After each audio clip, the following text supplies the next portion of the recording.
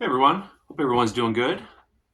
So last month marked 22 years that I've been teaching guitar. So I thought I would talk about that since it's been an important part of my life. And then I just completed the first 6 months of this musical reinvention that I've created for myself. It's been quite a journey.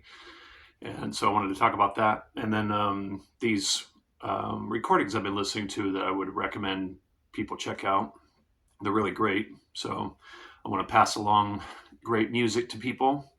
But yeah, so I started taking guitar lessons when I was 13, and um, I really enjoyed my guitar lessons. I always looked forward to them, and it always just seemed like a cool job to have. So I kind of always had it in my head that it might be something I'd like to do. um, because it seemed obvious to me that guitar music was going to be it for me. And then, so I had my first guitar teacher at 13, and then I switched to another guitar teacher, a jazz guitar teacher at 15. And then did that up until I went to Berkeley, and then, of course, took lessons at Berkeley. And, and then, while at Berkeley, I studied with some of my heroes. And then after Berkeley, I continued to take some lessons with some of my heroes like Mike Stern and Wayne Krantz in New York City. And sometimes I would track down Wayne Krantz if he was around here. And the Bay Area is pretty close to here. So I would go take a lesson from him when he was over there. But yeah, guitar lessons, just taking them as a student, has always been an important part of my life. And then, so when I got out of Berkeley, I started teaching at a music store. And I think the most I ever had was about 40 students. And since then, I've taught thousands and thousands, or I'm not even sure how many thousands, but thousands of guitar lessons over these last 22 years to hundreds of students. And I made the transition from teaching at that music store where I had a lesson studio um, in the Midtown area, downtown Midtown area where I live. And yeah, so I kind of transitioned from teaching over there to my house, and that's where I teach now. And I have some students that are actually not even here. They live in other states, or I have one student that lives in another country actually. Um, but yeah, and so I think one of the things about being a guitar teacher is being flexible, malleable, depending on the student's level, their interests, their personality. You kind of have to kind of meet them where they are as people, as musicians, as guitarists, and try to kind of um, find what works, basically. And some of my students I really connect with personally, and we have personal conversations that can go on for a long time.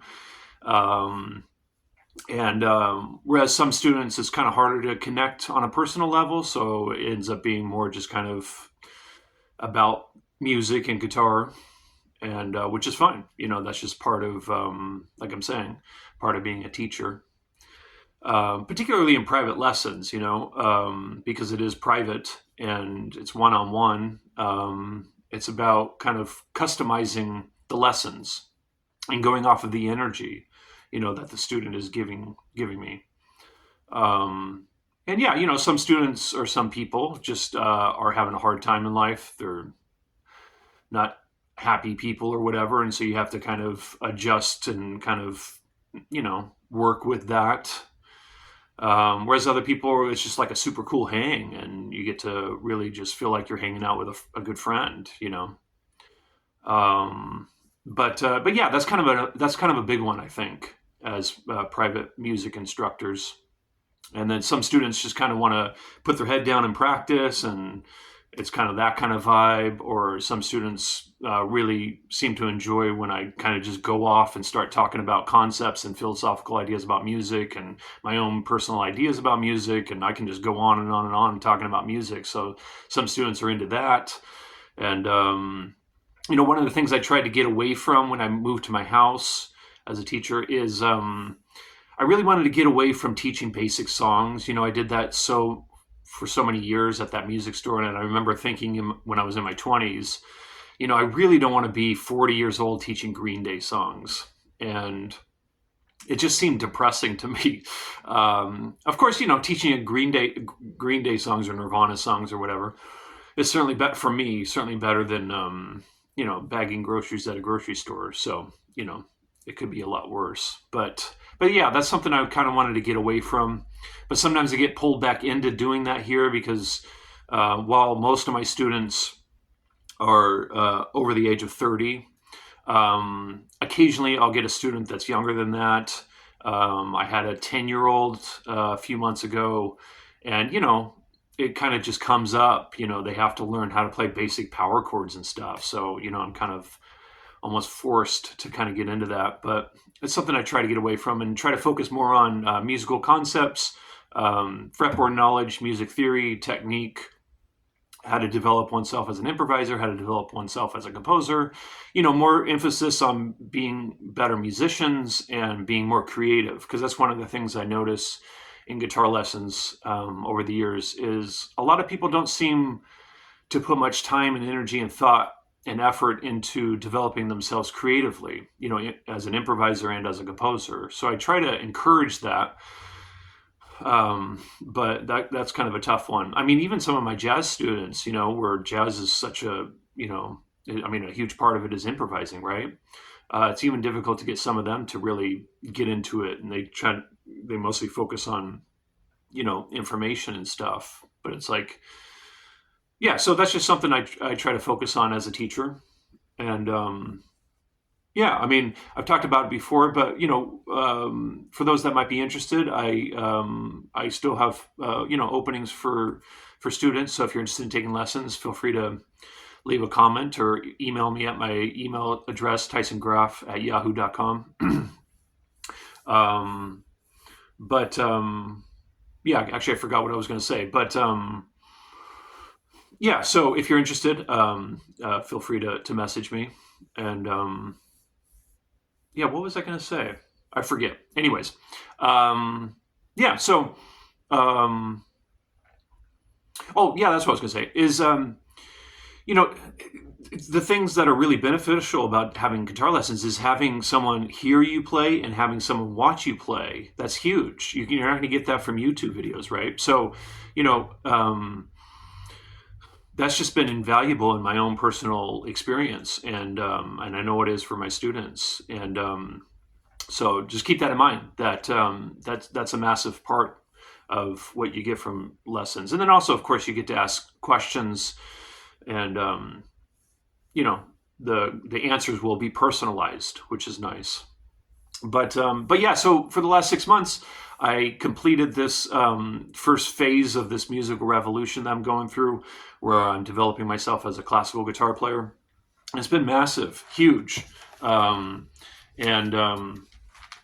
I learned how to shape my nails with this nail file. You want to in the right hand, shape your nails a particular way, and so I learned all about that, and then I got this nail buffer that's got different grades of sandpaper, and you want to buff out the nails to make them smooth for a better tone, and also the nails glide better on the strings when there's no rough edges. So I learned all about that, and I got this big stack of music that I've printed out, and I decided just to go through all the grades, because in the classical guitar pedagogy, they have everything graded, and grade 1 all the way to grade 10, and then you can go beyond that, of course. But those are the main grades, grade 1 to grade 10. And I decided to go all the way back to grade 1 and just work through those pieces.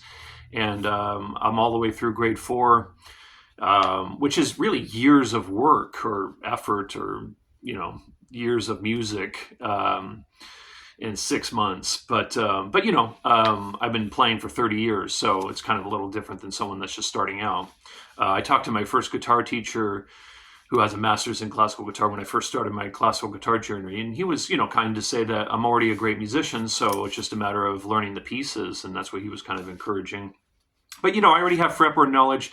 I've already studied music theory and music history, and you already have the dexterity, and I already,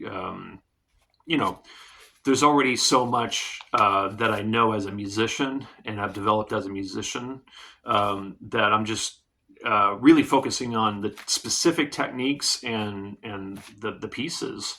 And so I have this technique book that I work out of every day. I have long technique sessions, and then I have these two etude books, Fernando Sor and Mauro Giuliani books, and then I have these three repertoire books. This is grades 3 and 4, and grade 4. All the grades, the pieces are pretty involved, actually. I don't know. What's a good example of a grade 4 piece? Like, this is a grade 4 piece by Ferdinando Carulli. That's grade 4. And it's not, there's no parallels to the grades in classical guitar to our educational system. It's completely different. You're considered advanced when you hit grade 8. So, it's very different. But yeah, so I for the last 2 weeks, I pushed really hard. Initially, I was just going to do 55 pieces and leave it at that. But the last 2 weeks, there was some extra pieces that I was thinking about holding off on, and I decided to do them. So I learned 35 pieces in the last couple of weeks. So I'm at 80 pieces now. And the plan is to just let these 80 pieces settle in for the next 6 months. And then I'm going to move on to grade 5. And, we'll see how it goes. I'm already able to play most of them, or I can already play all of them. It's just a matter of refining everything and really get into the details. And, the reason I started doing this is because 6 months ago, I just decided to take it seriously, whereas before it was just kind of a hobby. And anyways, the plan is to be a classical guitarist, a jazz guitarist, and an original guitarist. So that sounds pretty cool to me. Classical guitar is definitely just as difficult as it was to develop my original music and jazz. It is enormous, the amount of time and energy and effort you have to put into it. Huge. It's really, it's just as difficult. So one of the guitar players that I've really gravitated towards is this in classical is this guy, David Russell. And one of the things I'm really loving about this classical guitar journey is, these musicians, they're so wise and sophisticated and intellectual, and it's really wonderful getting into this world. It's nice to have some people to look up to and admire, right? So one of them is this guy, David Russell. So I thought I would just recommend some of these recordings. This is him playing 19th century classical guitar pieces. And that's one of the things I've really learned is all this music from Spain. I always associated Spain with flamenco guitar and not classical guitar. And so that's been really awesome. And there's so much great music, classical music from Spain, and learning about all the composers and playing the pieces. And yeah, it's awesome. And then his record, Art of the Guitar? Yeah, Art of the Guitar. Him playing, I think this is how you pronounce it, Isaac Albanus. Beautiful record. Is that it by him? Okay, yeah, those are the 3 main ones I've been listening to by him. I have others, but those are the ones that I really have gravitated towards. And then kind of overall in the 20th century, the 2 main classical guitar players were the 2 that everyone, regards as the 2 most important. Of course, there's others. Segovia's in there for sure. But these 2 in particular stand out, and one of them is Julian Bream. And so his record, I think I recommended this before on my channel, Romantic Guitar. His record, Baroque Guitar. I listen to all these constantly, and then his record doing Enrique Granados and Isaac Albanus pieces. And then the other guitarist is John Williams. And John Williams and Julian Bream, they're very different. So John Williams' record, Spanish music for, or is it Spanish? Yeah, Spanish guitar music. Beautiful. And the thing that I'm loving about it, these guys can play fast, of course, but it's not about that. It's really about using the techniques to enhance the music and the projection of the music and the expression of the music. And so they really focus more on just playing beautiful music. And so it's really amazing stuff to listen to. So I can't recommend these enough. Highly recommended to check out these classical guitar players. Really incredible stuff. And yeah, so it's been life transforming. And like I said, I'm looking at it as a reinvention. And part of the inspiration, just in general, is just if you're interested in becoming a painter, for instance, you want to go back and study Claude Monet, right, or Van Gogh, or the important painters and artists throughout the history of the art form, right? Whereas in guitar, so often guitarists just kind of learn and study what they grew up listening to, which is a lot of times rock and blues stuff. But for instance, like in piano, I'll just talk about jazz pianists. Most of the great jazz piano players studied classical music. Bill Evans, Keith Jarrett, Chick Corea, Herbie Hancock, Brad Mehldau. I mean, on and on and on. They all studied and still play and study classical music. It's kind of foundational to their technique and their understanding of music and their ability to play. And, so I really look at all this stuff, ultimately as just a very fundamental aspect of music, because that's where the harmonies and the melodies were really developed, was through over in Europe, through all the different periods. We could go all the way back to the medieval period, but I'm really focusing on the Renaissance, Baroque, classical, and Romantic eras, and which spans from about 1400 all the way until late 19th century, basically. So yeah, like 500 years of musical evolution. That stuff is so important, I think, as a musician to understand and get a grasp on and be able to play, I think. So that's part of the inspiration, but also I just love it. It's a beautiful instrument, and it's so different from my other guitars. So anyways, thought I'd share kind of what's going on a little bit. Hope everyone's doing good. Yeah, and I'll make another video sometime in the future. We'll see. Please leave a comment if you got anything cool to say, and let me know what's going on with your musical world. It'd be great to hear from other people. All right, see you guys.